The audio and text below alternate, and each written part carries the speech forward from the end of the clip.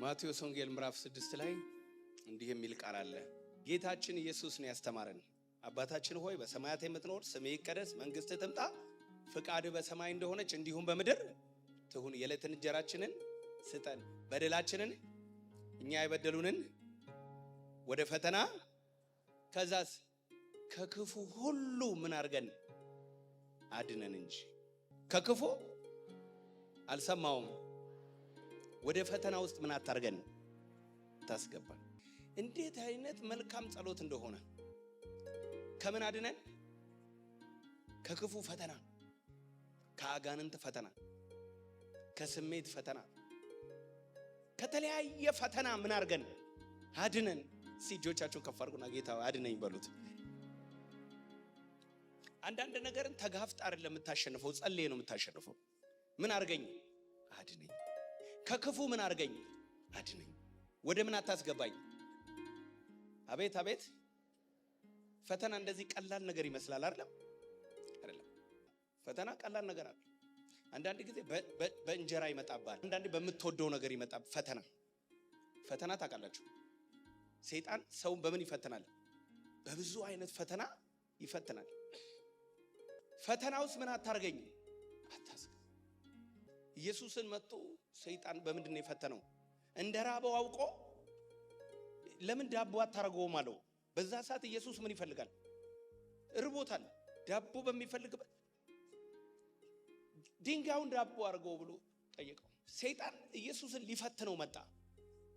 እንዲህ ብላችሁ ጸልዩ አለ ጌታ ኢየሱስ፣ ወደ ፈተና አታስገባኝ። እጆቻችሁን ከፍ አድርጉና እግዚአብሔር ሆይ አትፈትነኝ፣ ወደ ፈተና አታግባኝ።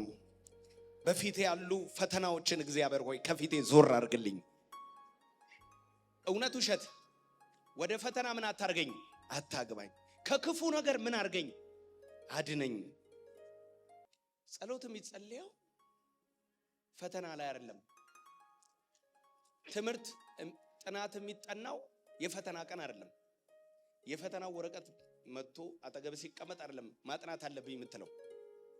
መቼ ነው የሚጸልየው? መቼ ነው የሚጠናው? ፈተናው ከመምጣቱ በፊት ታጠናና ፈተናው ላይ መልሱ መመለስ ብቻ ነው። ራይት እያረክ ትክክል የሆነውን ትክክል ነው፣ ትክክል ያልሆነውን ትክክል አይደለም። አዛምድ ከሆነ ማገናኘት ነው። ፊል ዘ ብላንክ ስፔስ ከሆነ ደግሞ መሙላት ነው። ከታች ደግሞ መጻፍ ያለብህ ነገር ካለ መቼ መዘጋጀት ያለብህ መቼ ነው? አስቀድመ ከፈተናው በፊት። ብዙ ሰው ፈተናው ከመጣ በኋላ የፈተና ወረቀት ሲመጣ ወረቀቷን እያየ ይጨናነቃል። ምን ልበለው? ምንድን ነበር ይሄ ነገር? ወይኔ ተምረነው እኮ ነበረ። ይኸውላችሁ የሚጠናው መቼ ነው? ከፈተና ማለቅ ያለበት መቼ ነው? ከዛስ ፈተና አለ። ክርስቲያን መጸለይ ያለበት መቼ ነው? ከፈተና በፊት ነው። ፈተና ውስጥ ከገባ በኋላ መጸለይ አይደለም ማሰብ አትችልም።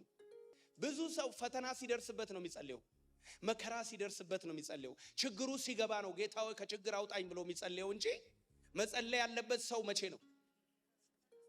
ፈተና ወደ ፈተና ምን አታርገኝ። ችግሩ ውስጥ ከገባ በኋላ ነው ብዙ ሰው ከችግሩ ለመውጣት የሚሞክረው። እግዚአብሔር መጀመሪያም ችግር ውስጥ አይክተትሽ።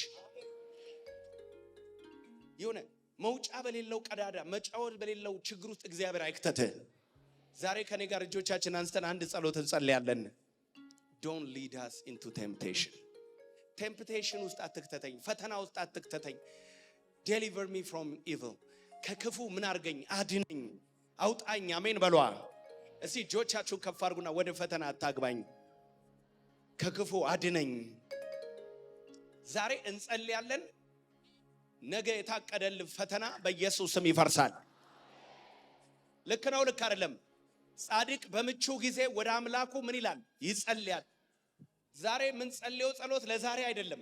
ከጎን ያለውን ሰው ነካ አድርገውና ዛሬ ጸልየው ጸሎት ለዛሬ አይደለም በለው። አንዳንድ ሰው አሁን ጸልዩ አሁን እንዲመለስ ይፈልጋል። እዚቹ ጋር ጸልዩ ስማሙ ለመንፈስ ቅዱስ እንደዚህ ይሁንልኝ። ከዛስ እግዚአብሔር አይሰማኝም፣ እግዚአብሔር አያየኝም፣ እግዚአብሔር የኔን ጥያቄ አይመልስም ምናምን ይላል። ኖ ዛሬ ትጸልያለህ፣ ነገ እግዚአብሔር መልሱን ያሳያል። ችግር ውስጥ አትገባም። እግዚአብሔር ዛሬ ስትጸልይ መልእክት ይሰጣል። ዛሬ ስትጸልይ እግዚአብሔር ማምለጫውን ቀዳዳ ያሳያል። ማን ነው አሜን የሚለኝ? ዛሬ ስትጸልይ መልስ ነው የምትቀበዩ። ነገስ ችግሩ ሲመጣ ኖ አንተ ከእግዚአብሔር አይደለህም ትለዋለህ። ዞር በል ዞር በል ዞር በል ዞር በል። አሜን በሏ። ወደ ፈተና ምን አትበለን አታግባን። ከክፉ ነገር ሁሉ ምን አድርገን አሜን በሏ። ጻድቅ በምን ጊዜ ይጸልያል? በምቹ ጊዜ ይጸልያል። በፈተና ቀንስ እግዚአብሔር ይረዳዋል። ማን ነው አሜን የሚለኝ? ብዙ ሰው መከራ ውስጥ ሲገባ ወደ እግዚአብሔር ይጸልያል። ዛሬ አማኝ የሆነ ሰው ብቻ አይደለም እኮ እግዚአብሔር የለም ብሎ የሚያስብ ሰው ራሱ ችግሩ ሲገባ ምን ይላል? እግዚአብሔር አውጣኝ፣ እግዚአብሔር አድነኝ፣ እግዚአብሔር እባክህ። አንዳንዱ በእናት ይላል። እግዚአብሔርን በእናት ይላል። እግዚአብሔር በእናት አይሰራም። እናት ገብቷቸዋል አይደለም? በእናት አይደል እግዚአብሔር። በመከራ ቀን በእንደዚህ አይነት ሰዎች ላይ በመከራ ቀን እግዚአብሔር ከሰማይ ሆኖ እያየ ይስቃል። ይስቅባቸዋል። አይረዳቸውም። አይረዳም። ለዚህ ነው መጽሐፍ ቅዱስ በጉብዝና ወራት ፈጣሪህን ምን በል። ለምንድን ነው በሽምግልና ጊዜ አስብ ያላለው? ስትሸመግል ስትደክም መሄጃ ስታጣ ያው ወደ ቤተ ክርስቲያን ነው የት ይሄዳል እንደሚባለው። እግዚአብሔር ለምንድን ነው ሽምግልና አንስጠኝ ጸጉር ነጭ ከሆነ በኋላ ና ያላለን? እግዚአብሔር በጉብዝና ወራት ና አለ። በጉብዝና ወራት ይሰማሃል። እስከ ሽበት እስከ ሽምግልና ይሸከማል። ምን አለ አሜን ብትሉ። እግዚአብሔር የሚፈልገው ወጣትነትን ነው በለው። ከጎና ያለው ሰው እግዚአብሔር አፍላ እድሜህን ነው የሚፈልገው። እግዚአብሔር ማድረግ ስትችል ነው የሚፈልግ። እግዚአብሔር አቅም እያለ ነው የሚፈልግ። አሜን በለዋ። እግዚአብሔር ሞኝ የሚመስላቸው ሰዎች አሉ። በቃ እንደፈለኩ ሆነና ሲደክመኝ ሳረጅ ስደክም ልክ በቃ የደከመ ፈረስ ታውቃለህ አይደል? ሰርቶ ለፍቶ ደክሞ ያን ጊዜ ወደ ቸርች ሄዳለሁ፣ ወደ ቤተ ክርስቲያን ሄዳለሁ። እግዚአብሔር ከሰማይ ሆኖ ሞኝ ይመስላል። እግዚአብሔር ሞኝ አይደል። እግዚአብሔር አስተዋይ ነው። አሜን በሏ። ስለዚህ እግዚአብሔር በጉብዝና ወራት ነው ያለው። ዛሬ ጉብዝናችሁን ለእግዚአብሔር የሰጣችሁ ሰዎች አላችሁ። እድሜያችሁን ለእግዚአብሔር የሰጣችሁ፣ ጊዜያችሁን ለእግዚአብሔር፣ ሁሉ ነገራችሁን ለእግዚአብሔር የሰጣችሁ፣ እግዚአብሔር እስከ ሽበት እስከ ሽምግልና ይረዳችኋል፣ ይሸከማችኋል። ወደ ፈተና እንዳትገቡ ትጉና እግዚአብሔር ከፊታችሁ ያለውን ፈተና ያንሳላችሁ። እጆቻችሁን ከፍ አድርጉና እግዚአብሔር በጌታ በኢየሱስ ስም ትዳራችሁን ከክፉ ይጠብቅላችሁ።